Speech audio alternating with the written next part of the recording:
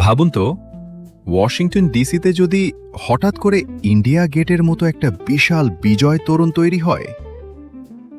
শুনতে অবাক লাগছে, কিন্তু একবার এমন কথাই বলেছিলেন আমেরিকার প্রেসিডেন্ট ডোনাল্ড ট্রাম্প।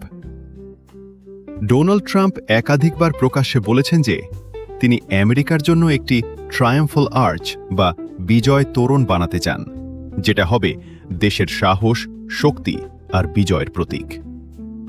তিনি তার সোশ্যাল মিডিয়া পোস্টে জানান যে এই ভাবনাটার সঙ্গে তিনি ভারতের ইন্ডিয়া গেটের মতো স্মৃতিস্তম্ভের ধারণা তুলনা করেন।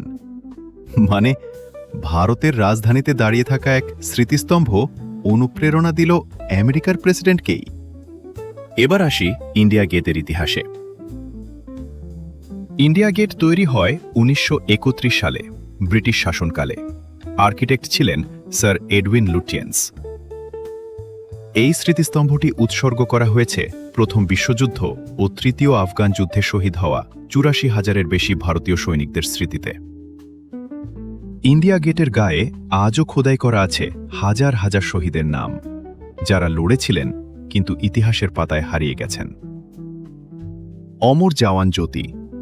১৯৭১ সালের যুদ্ধের পর ইন্ডিয়া গেটের নিচে স্থাপন করা হয় অমর জওয়ান জ্যোতি, যা অজানা সৈনিকদের চিরন্তন শ্রদ্ধার প্রতীক। ইন্ডিয়া গেট শুধু একটা স্থাপত্য নয়, এটা ত্যাগ, ইতিহাস আর আত্মসম্মানের প্রতীক।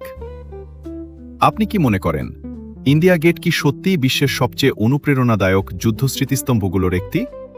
কমেন্টে জানান। ভিডিও ভালো লাগলে লাইক করুন, শেয়ার করুন আর সাবস্ক্রাইব করতে ভুলবেন না। ধন্যবাদ।